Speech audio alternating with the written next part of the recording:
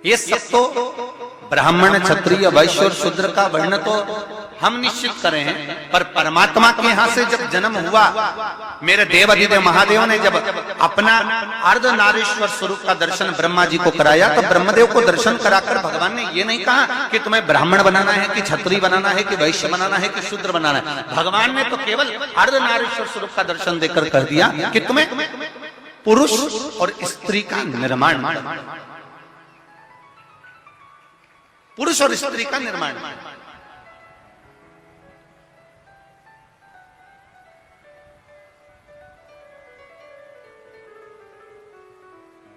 भगवान ये कभी नहीं कहे कि तुमको इसका निर्माण करना है। भगवान ने कहा तुम्हें पुरुष और स्त्री का निर्माण करना है, और पुरुष और स्त्री का जब निर्माण कर लो, पुरुष और स्त्री का जब निर्माण हो जाए, और निर्माण करने के बाद उनको एक कर्म देना है कि तुम्हें परिवार का भरण पोषण कर भगवत भजन की ओर अग्रणी होना है। मृत्यु लोक में जन्म लेने के बाद, पृथ्वी पर आने के बाद में हमारा भी कर्म है कि हमें परिवार का भरण पोषण करना है और भगवत भजन करना है। हम ये नहीं कहते कि तुम अपना घर छोड़ दो। हमने कभी अपनी इस व्यासपीठ से नहीं कहा कि तुम गंगा जी के घाट पर जाकर बैठ जाओ। बोलो जी जी, कभी बोला कि गंगा के घाट जाकर बैठ जाओ, कभी कहा कि नर्मदा जी के घाट पर जाकर बैठ जाओ, कभी कहा कि किसी तीर्थ में जाकर बैठ जाओ, फिर वापिस मत आओ। शिव महापुराण की कथा कहती है किसी तीर्थ में जाने की जरूरत नहीं, तुम्हें कहीं एक जगह पर कहीं संत, साधु, सन्यासी, तपस्वी, साधक, उपासक, महात्मा, जोगी बनने की जरूरत नहीं है। शिव महापुराण की कथा कहती है सबसे बड़ा आश्रम होता है गृहस्थाश्रम। घर में रहो, परिवार में रहो, कुटुंब में रहो, और उस परिवार में रहकर अगर तुम थोड़ा सा भी भगवान का भजन कर लोगे, एक लोटा जल भी अगर शिव को चढ़ा लोगे, और निश्चित है शिव तुमको मिल जाएगा, ज्यादा कहीं जाने की जरूरत नहीं। और कोई तुमसे कहे कि तुम संत बन जाओ, साधु बन जाओ, तुम गंगा के घाट पर चले जाओ, तो उनके पांव पड़कर कह देना दादा तुम चले जाओ, हम नहीं। बहुत छोटा सा जीवन है मनुष्य का, और छोटे से जीवन में भगवान की अविरल भक्ति को प्राप्त करने का सौभाग्य मिला।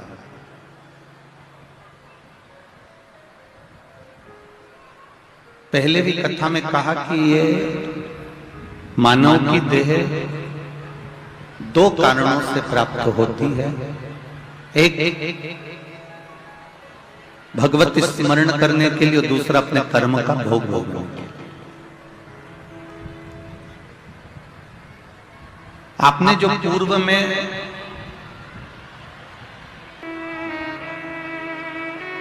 बड़ी मुश्किल से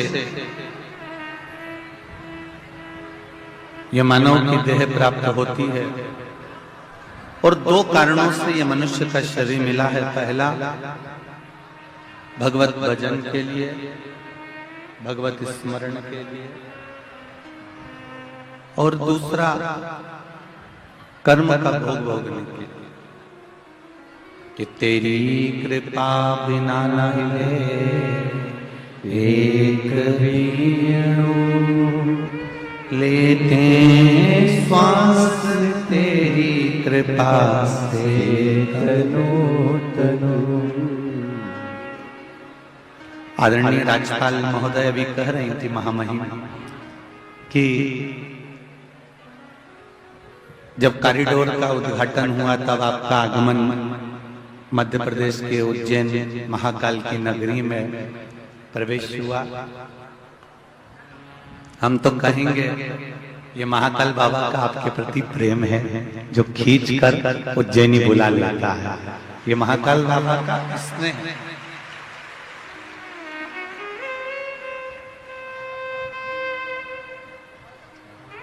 अगर रायपुर की धरा पर यह कथा हो रही है तो गुड़ियारी श्री हनुमान जी महाराज की कृपा है, इसलिए उन्होंने ये कथा करवाई।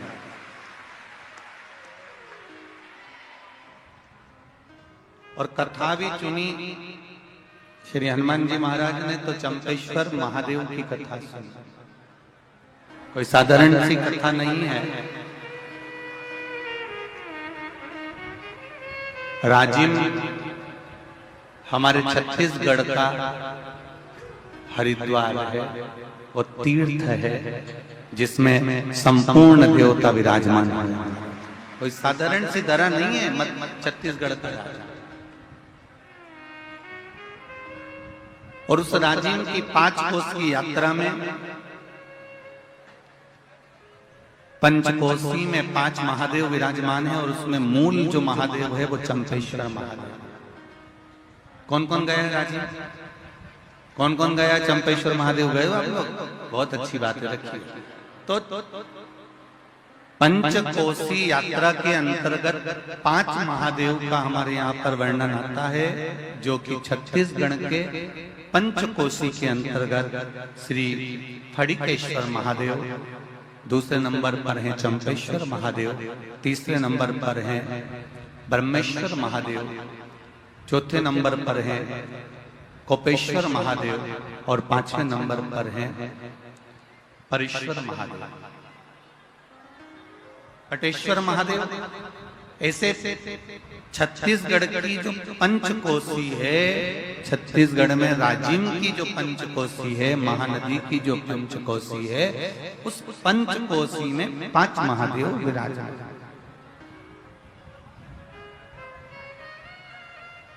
और पंचकोसी के वो 5 महादेव में जो मूल महादेव का वर्णन किया गया है वो चंपेश्वर महादेव का किया है।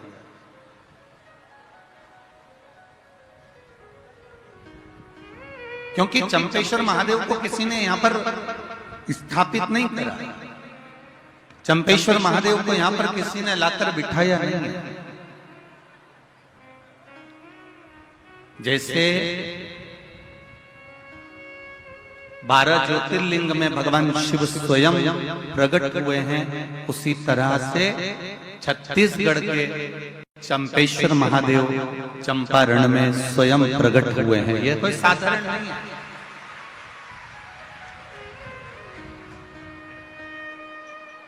स्वयं प्रागट्यता है उनकी, स्वयं। मैंने तेरे ही भरोसे ओ बाबा, तेरे ही भरोसे हवा बिच उड़ती जावांगी, बाबा डोर हर को छड़ी नामे कटी जावांगी, भोले मैं तेरी भक्तन, शंभो मैं। और भक्ति के बिंदु को जब तक हम हमारे जीवन में नहीं उतारेंगे तब तक ये जीवन का आनंद नहीं होगा।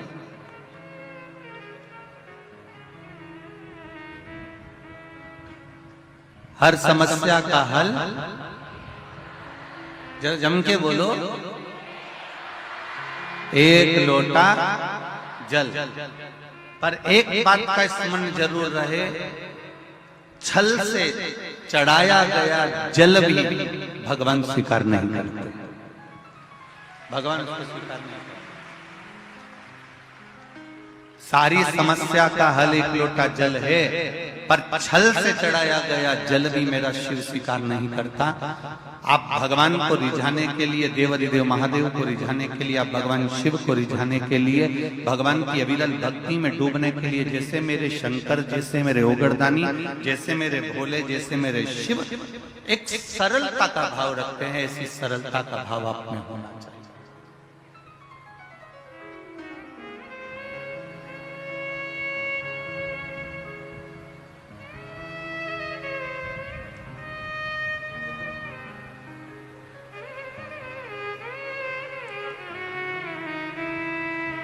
भगवान की अविरल भक्ति का क्या भाव होना चाहिए, भगवान की अविरल भक्ति का क्या तत्व होना चाहिए, ये शिव भक्ति से हमको मालूम होना चाहिए।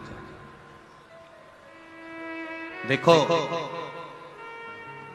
जमीन रोड पर अगर किसी का घर होता है ना तो उसकी बहुत कीमत होती है, और गली कूचे में होता है तो उसकी कोई कीमत नहीं होती। बोलो रे रायपुर वालों, सही है ना जी?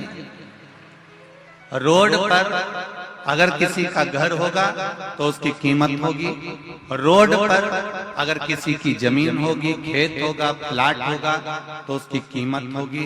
पर शिव पुराण कहती है इंसान अगर रोड पर होगा तो उसकी कोई कीमत नहीं होगी, ये निश्चित।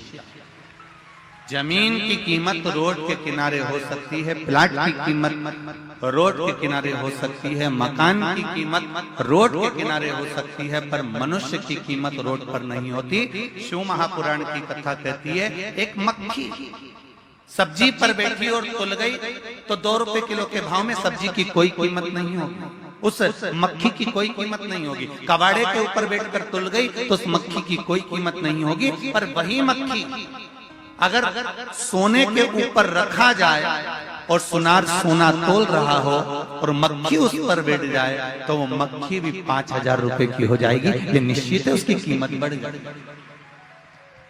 मक्खी अगर तुलते समय सब्जी पर बैठी है तो उसकी कोई कीमत नहीं है। मक्खी तुलते समय अगर किराने के सामान पर बैठी है तो उसकी कोई कीमत नहीं है। मक्खी तुलते हुए कबाड़े के सामान पर बैठी है तो उसकी कोई कीमत नहीं है। और वही मक्खी अगर सोने पर सोना तुल रहा है और उस पर अगर मक्खी बैठ गई है तो वो मक्खी की कीमत भी अपने आप बढ़ जाएगी। उसी तरह आप किस जगह पर बैठ रहे हो, किस चौराहे पर बैठ रहे हो, किस पान की दुकान पर जाकर बैठ रहे हो, किस गुमठी पर जाकर बैठ रहे हो, किस पेड़ के नीचे जाकर बैठ रहे हो, किस रोड पर जाकर बैठ रहे हो, उसकी कीमत नहीं है। शिव महापुराण की कथा कहती है, जब हम भगवान की शरणागति में, सत्संग में या शिव महापुराण में जाकर बैठते हैं तो ये शरीर की भी कीमत बढ़ जाती है और आत्मा की भी कीमत बढ़ जाती है।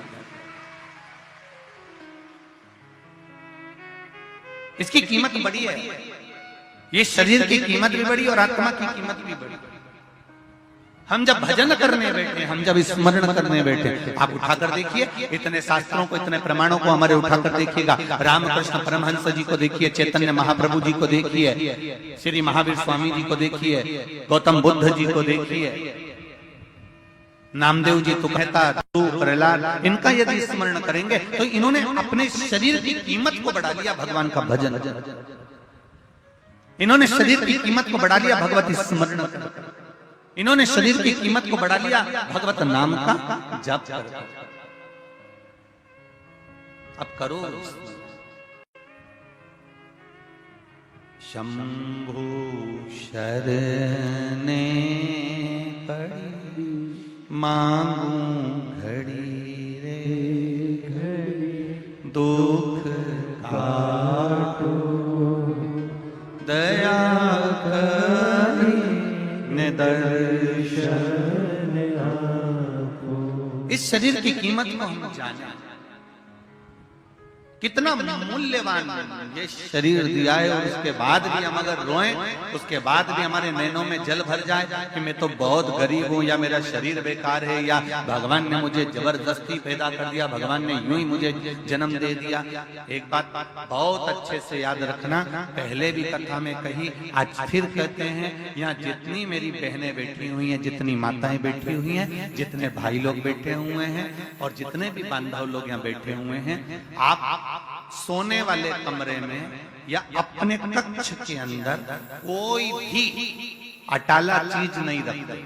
तुम अपनी अलमारी में हमेशा अच्छी चीज ही रखते हो, कीमती चीज ही रखते हो। जब तुम अपने कमरे में, तुम अपनी अलमारी में, तुम अपने कक्ष में, तुम अपने मकान में कोई भी अटाला सामान नहीं रखते तो जरा विचार करिए, ये पृथ्वी पूरी की पूरी मेरे महादेव का घर है। जब आप अटाला सामान नहीं रखते तो मेरा महादेव किसी फालतू को इस पृथ्वी पर क्यों रखेगा? जरा विचार करो। अगर भगवान ने जन्म दिया है, मृत्यु लोक में आए हो, पृथ्वी पर जन्म हुआ है, तो तुम्हें कीमत वाला बनाकर मेरे परमात्मा ने भेजा। ऐसा कोई मनुष्य, ऐसा कोई मानव, ऐसा कोई पृथ्वी पर मनुष्य जन्म नहीं लेता जिसको भगवान कीमत वाला बनाकर नहीं पैदा करता। बस आपको निखरने की जरूरत है। दुनिया की ठोकरें खाकर अपना कर्म करते करते और कर्म को प्रधान मानकर जो आगे बढ़ता चले जाता है, मेहनत करता चले जाता है, वो एक दिन आगे बढ़कर उन्नति की सीढ़ी पर चढ़ ही जाता है। पहले कर्म को प्रधान मानना।